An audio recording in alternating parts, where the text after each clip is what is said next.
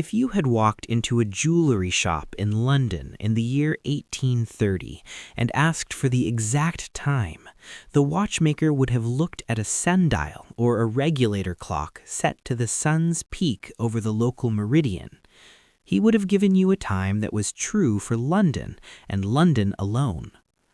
If you then traveled 60 miles west to the city of Bristol, you would find that their clocks were roughly 10 minutes behind yours. And if you kept going, every town and every village would have its own unique time, a local solar time dictated by the slow, majestic rotation of the Earth. In this world, time was a soft, organic thing. It belonged to the rhythm of the place where you stood. It was tied to the dirt beneath your feet and the light above your head. Then came the steam engine. In the mid-19th century, the railroads began to lace across the continents like an iron nervous system, and the railroads had a problem. They moved faster than the sun. A train leaving London at noon would arrive in Bristol only to find it was 11:50 a.m. This wasn't just a curiosity, it was a catastrophe.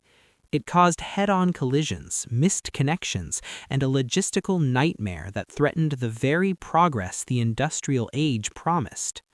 To solve this, the railroad companies did something that would have seemed like an act of God just a generation prior. They reached out and standardized the ticking of the world. They abolished local time and replaced it with railway time. They took the thousands of individual solar rhythms of humanity and crushed them into a single artificial grid. This is not just a story about clocks and schedules. It is a story about how technology restructured human consciousness. It is about the moment we stopped living in nature's time and started living in machine time. It is the origin of the rushed modern world, the reason we feel the constant pressure of the minute hand, the reason we feel the anxiety of the late arrival, and the reason we have lost our connection to the planetary rhythms that governed our ancestors for millennia. Before we begin this journey into the destruction of natural time, a gentle note. If these calm explorations of history help you unwind, please consider liking and subscribing. It helps other curious minds find these stories.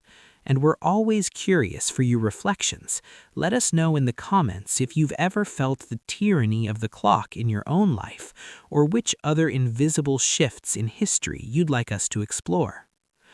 Now, as the day releases its hold and the quieter hours approach, let us travel back to a world of shadows and sun, to the moment the first iron rails were laid, and to the great time war that remade the human mind. We will witness the chaos of the local meridians, the violence of the time standardization, and the profound silence that was lost when the world began to tick in unison. This is the bedtime history of how railroads destroyed time itself, and how we became prisoners of the schedule. But first, we must understand the world as it was, a world where time was a local secret, whispered by the sun. Imagine a world where punctuality was a vague and poetic concept. In the early 1800s, if you agreed to meet a friend at midday, you both understood that you were referring to the moment the sun reached its highest point in the sky above your specific town. This was solar time. It was honest. It was direct. It was the time of the plants, the animals, and the tides. Because the Earth is a sphere, the sun hits different longitudes at different moments. As the planet turns, the noon line sweeps across the landscape like a silent wave. In this world, time was a local resource. Every community was its own temporal island. In the United States alone, there were over 300 different local times. When it was 12 in Washington, D.C., it was 12:12 in New York and 12:24 in Boston. This didn't bother anyone. If you were traveling by horse or by foot, you moved so slowly that your internal clock adjusted naturally to the shifting light. Time flowed like water, variable, local, and tied to the geography of the journey. Clocks existed, of course, but they were secondary to the sky. Most people lived by the bells, the church bell or the town square clock that was calibrated once a week by a local official using a sextant or a sundial. If the town clock was off by a few minutes from the neighboring village, it didn't matter. You couldn't get to the neighboring village fast enough for those minutes to mean anything. This was a world of thick time. People spoke of the time it takes to boil an egg, or the time it takes to walk a mile. Measurement was human-centric. It was messy, imprecise, and profoundly relaxed. There was no global now. There was only here and now, and they were the same thing. But in the 1830s, the silence of the countryside was broken by a new sound, the rhythmic, mechanical chuffing of the steam locomotive. The railroad was the first technology to decouple human movement from animal endurance. A horse gets tired, a steam engine does not. For the first time, humans could travel hundreds of miles in a single day, and as the trains began to move between the temporal islands of the towns, the islands began to crash into each other. A station master in London would set his watch to London time. The conductor would board the train and head west. By the time he reached Reading, his watch was 4 minutes ahead of the local clock. By the time he reached Cirencester, he was 7 minutes ahead. By Bristol, he was 10 minutes ahead. For the passengers, this was merely confusing, but for the engineers, it was deadly. Early railroads often operated on single tracks. To avoid collisions, trains had to pull into sidings at specific times to let oncoming traffic pass. But whose time? If the northbound train was running on Manchester time and the southbound train was running on Birmingham time, and those times differed by 5 minutes, the safe window disappeared. In the 1840s, a series of gruesome head-on collisions occurred across England and America. Twisted metal, scalding steam, and loss of life, all because two men looking at two perfectly accurate clocks could not agree on what time it was. The railroads realized that if they were to survive, they had to do the unthinkable. They had to kill the sun. They had to invent a time that didn't exist in nature, a time that was the same everywhere, regardless of where the sun actually sat in the sky. As you settle towards sleep tonight, consider how much of your life is dictated by that decision. You wake up not when the sun hits your window, but when a mechanical or digital device signals that a specific, arbitrary coordinate in time has been reached. We take for granted that 9 a.m. is a universal fact, but for most of human history, that would have been a nonsensical statement. 9 a.m. where? For whom? The railroads were the first to insist that the map of time was more important than the territory of the day. They were the first to demand that humans ignore their senses and trust the machine. In our next chapter, we will see the birth of railway time. We will meet the men who fought to protect the local meridians and the companies that forced the world to sync its heartbeat to the ticking of a master clock in London. We will discover that the first step toward the modern digital world was the day we decided that the sun was no longer qualified to tell us when it was noon. Rest now. The sun is setting in your part of the world, and for a few hours at least, you can return to the soft, dark time of your own rhythm. Sleep well. The iron rails are silent in the night. Tomorrow, the war for the minutes. In November 1840, the directors of the Great Western Railway in England issued a memo that would change the world.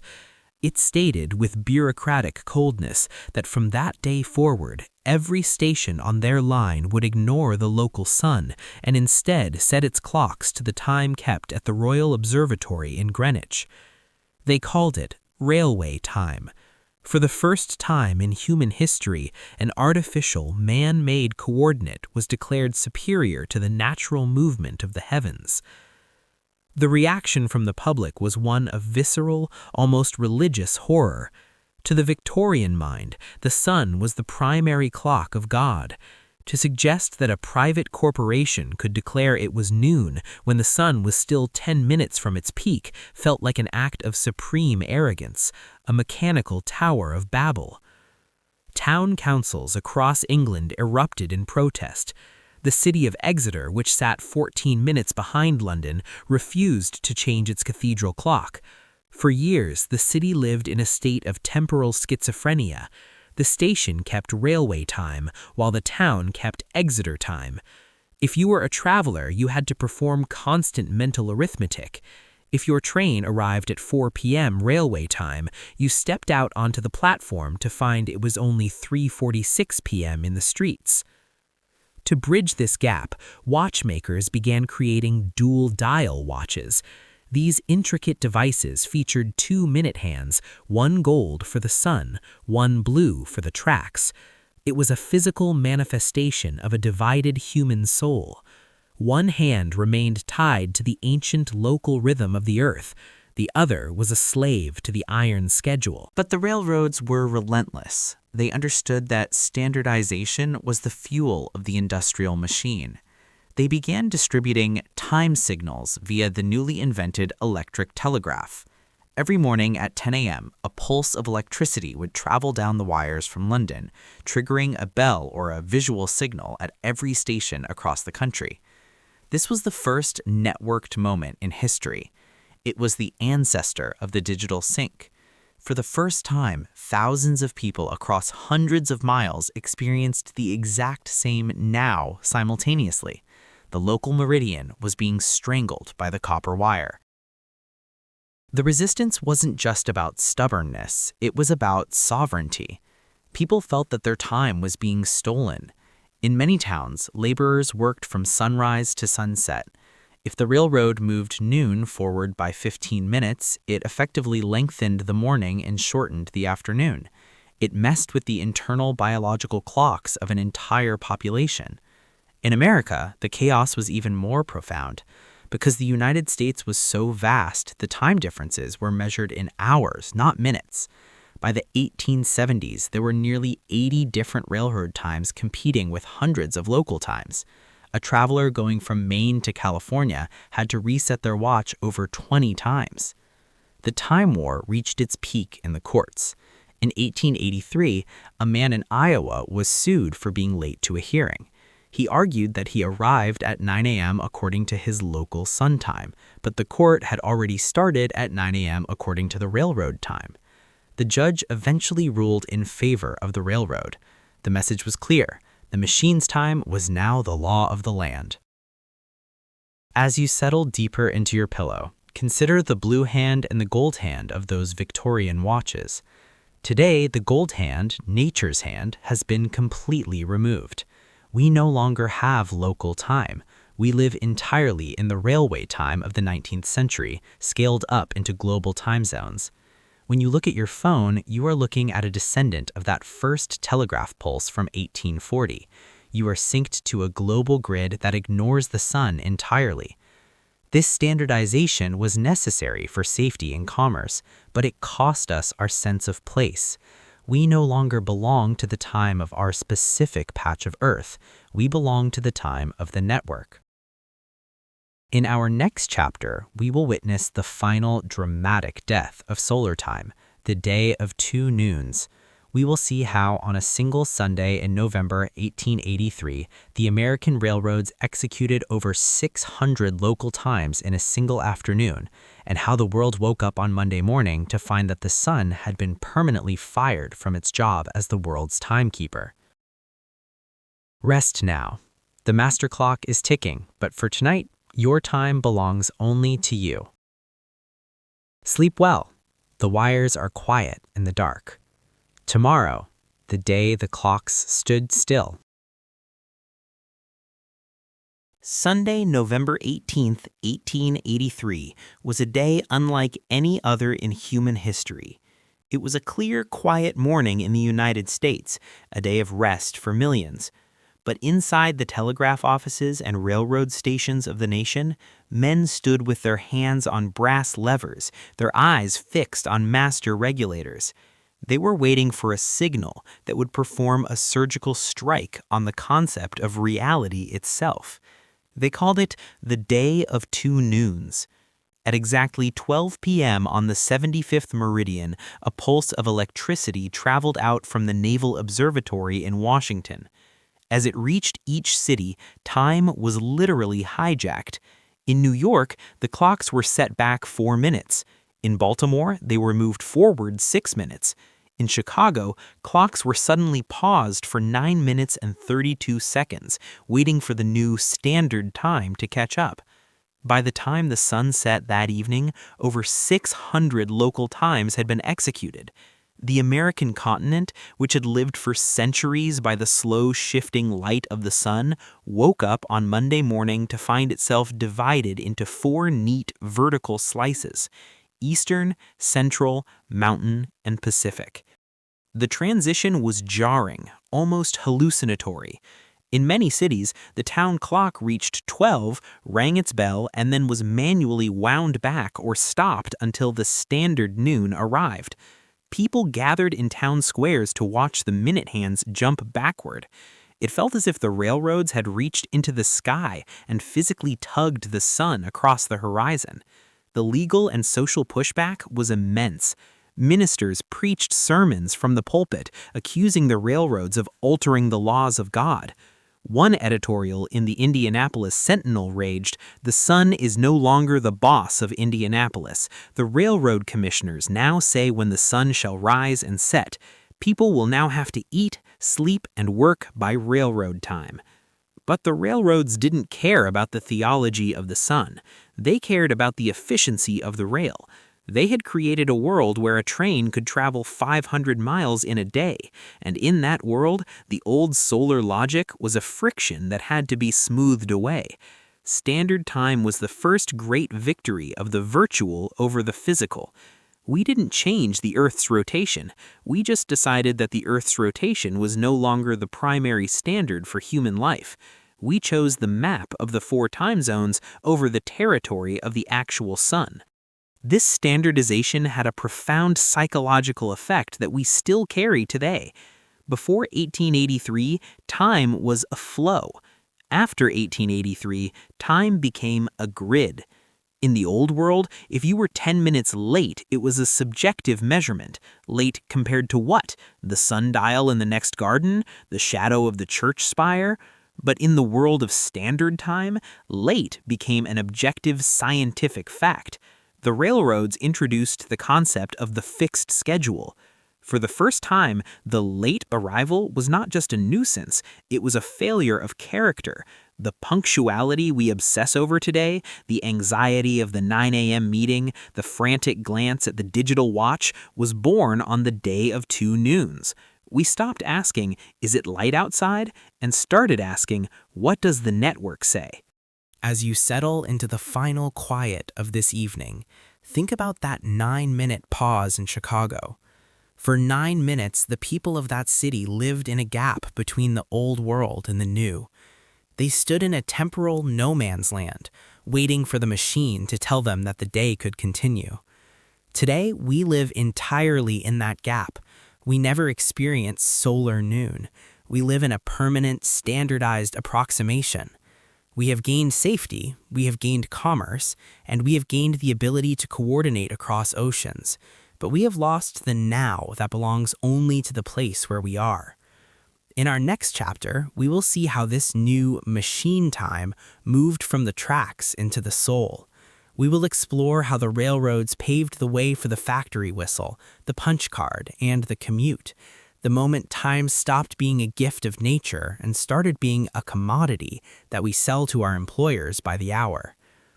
Rest now. The grids of the day are dissolving into the soft, dark time of the night. Sleep well. The sun is still turning, even if we no longer listen to its ticking. Tomorrow, the invention of the working hour. Once the railroads had conquered the sky, they turned their attention to the human heart. Before the 19th century, most people worked by the task. A blacksmith worked until the horseshoe was finished. A farmer worked until the light failed or the harvest was in. Time was a container for the work, but it wasn't the work itself.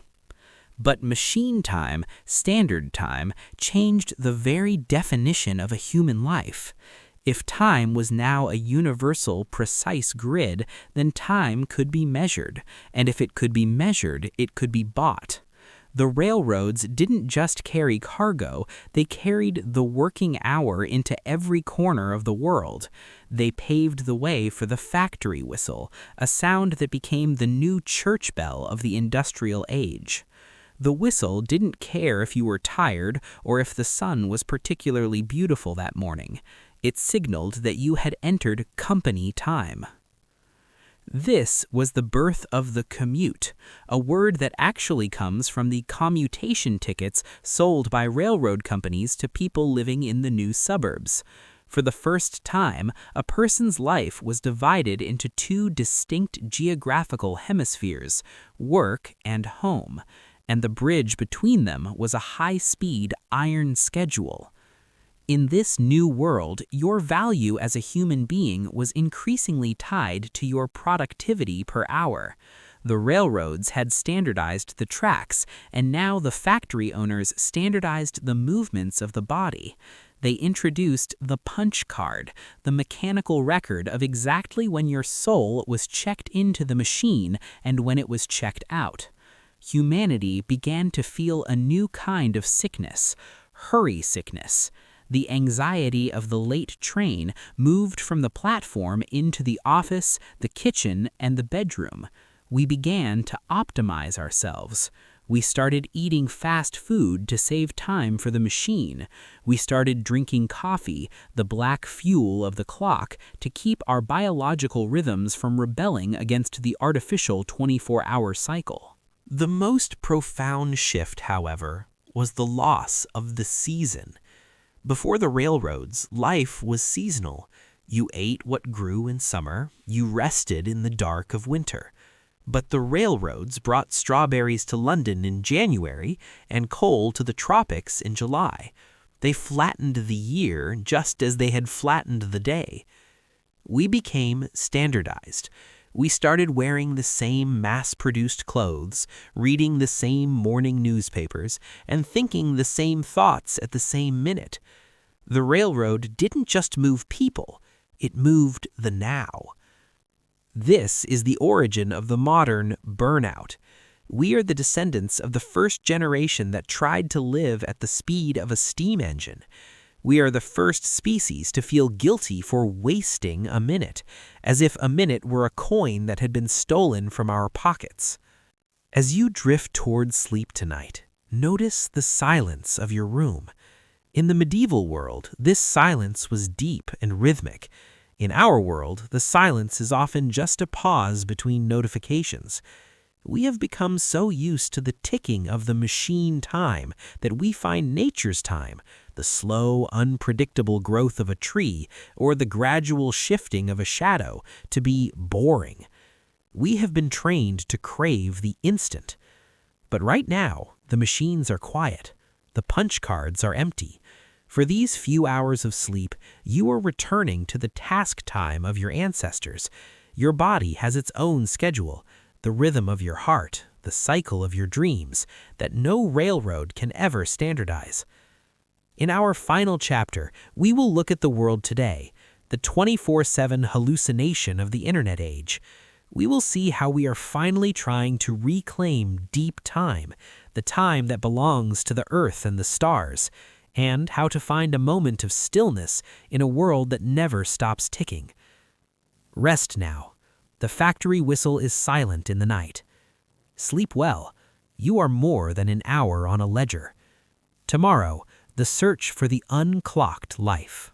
If the railroads began the war on time, the internet has completed the annexation.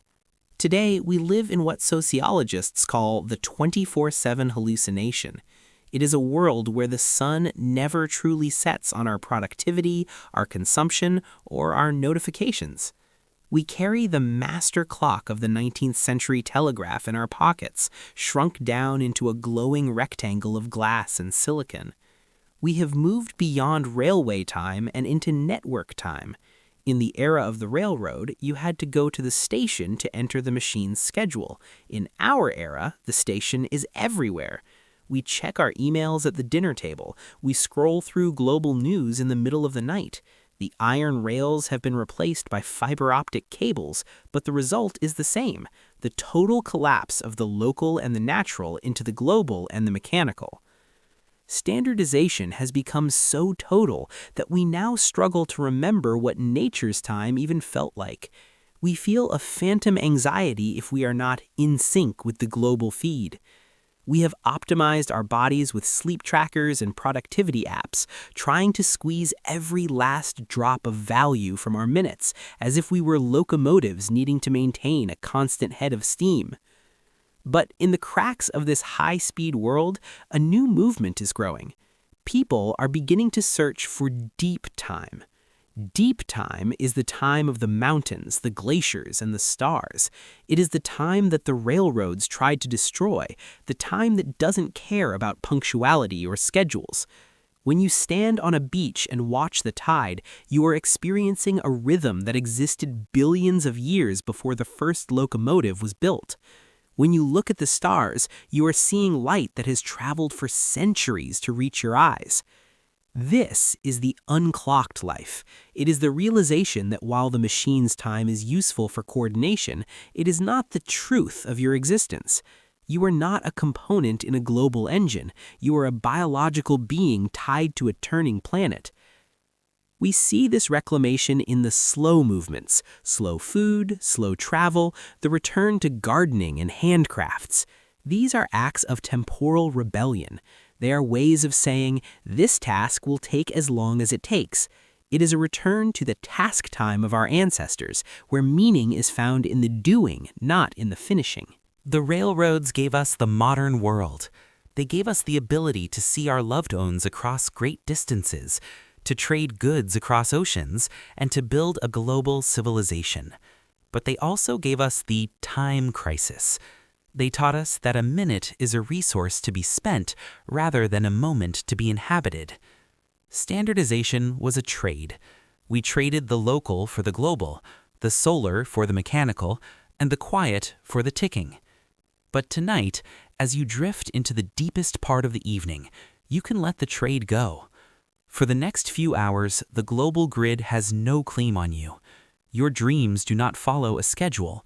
Your heart does not beat by a master regulator in Greenwich. In the darkness of sleep, you are returning to the thick time of the old world. You are a temporal island again, quiet and sovereign. As we end our journey through the history of the clock, take one last look at that dual-dial watch from the 1840s. The blue hand of the machine and the gold hand of the sun. In your life tomorrow, you will likely have to follow the blue hand. You will have meetings to attend, deadlines to meet, and trains to catch. But try to remember that the gold hand is still there. It's in the way the light shifts across your floor in the afternoon. It's in the slow ripening of a piece of fruit. It's in the rhythm of your own breath. The railroads destroyed the map of natural time, but they couldn't touch the territory of your soul. You are allowed to be slow. You are allowed to be late to the machine if it means being on time for your own life. Rest now. The iron wheels have stopped turning. The cables are silent. The master clock has been put away. The night is vast, the planet is turning, and you have all the time in the world. Sleep well. The sun will rise when it is ready. Good night.